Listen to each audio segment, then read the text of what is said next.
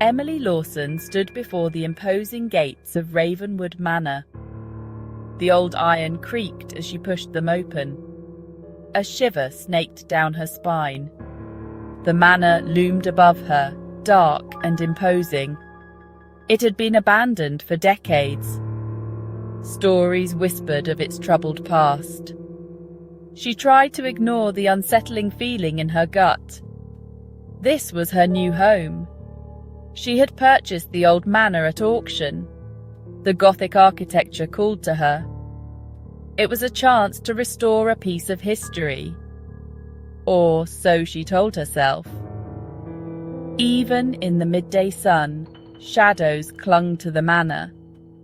The windows, like vacant eyes, seemed to watch her approach. As she stepped into the foyer, the air grew heavy. Dust swirled in the faint light, filtering through grimy windows. The scent of decay hung heavy in the air. It was suffocating. She coughed, pushing back a wave of unease. She was alone. Yet, she felt a presence. Something unseen watched her. Emily shook off the feeling. It was just the age of the house, she reasoned. Years of neglect. She had her work cut out for her. But as she gazed up the grand staircase, a whisper seemed to echo in the silence.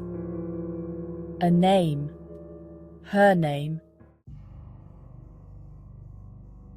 Nightfall brought an unnerving chill to Ravenwood Manor. The silence was broken only by the creaking of the old house. Emily sat alone in the dimly lit living room. She tried to focus on a book, but the unsettling events of the day kept creeping into her thoughts. The whisper of her name, the feeling of being watched. A sudden noise made her jump. It was a soft thud, like a door closing upstairs. She listened intently. Silence. She dismissed it as the wind. The house was old, drafty. It was bound to make strange noises. Still, she couldn't shake the feeling of unease. As the hours ticked by, the noises grew bolder. Floorboards creaked above her head, as if someone were pacing. A door slammed shut, echoing through the empty halls.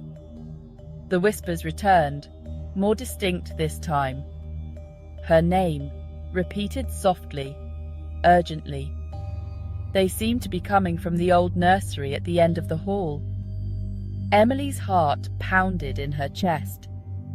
Fear threatened to consume her. She told herself it was just the wind, the house settling. But deep down, she knew better. Something was wrong. Something was in the house with her, and it was trying to get her attention. Determined to find a logical explanation for the unsettling events, Emily delved into the history of Ravenwood Manor.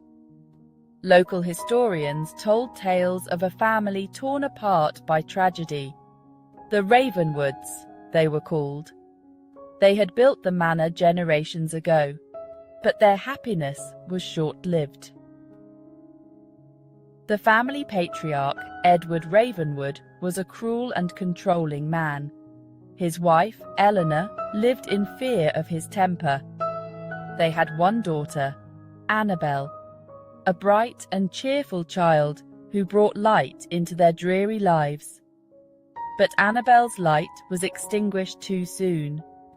One stormy night, Annabel vanished without a trace. She was just 7 years old. The family was devastated. Eleanor never recovered from the loss of her daughter. She wasted away, consumed by grief. Edward Ravenwood became a recluse, haunted by the disappearance of his only child. Some whispered that Annabel had run away. Others believed she had fallen victim to the treacherous cliffs along the coastline. But the most disturbing rumour was that Annabel had never truly left Ravenwood Manor. Her spirit, they said, remained trapped within its walls, forever searching for peace. Armed with the knowledge of Annabel's tragic fate, Emily felt a profound sadness wash over her. She wandered through the manor, her fingers tracing the dusty surfaces. She could almost feel the echoes of the past, the laughter of a child, the despair of grieving parents. She was drawn to a small room at the end of the hallway, the nursery. The door creaked open as if inviting her in. Dust motes danced in the pale moonlight filtering through the window. A rocking horse stood frozen mid-gallop in the centre of the room. A doll lay discarded in the corner, its porcelain face cracked and vacant. As Emily stepped closer, she noticed a small wooden chest tucked beneath the window seat. It was ornately carved with images of fairies and woodland creatures. The chest was unlocked. She lifted the lid, her heart pounding with a mixture of anticipation and dread. Inside, nestled amongst yellowed lace and faded velvet, lay a collection of childhood treasures. A porcelain doll with emerald eyes, a leather-bound diary secured with a silver clasp, and a silver-backed hairbrush engraved with a single word: Annabel. Emily realized with a jolt that she had stumbled upon the remnants of Annabel's short life, and perhaps a way to communicate with her spirit.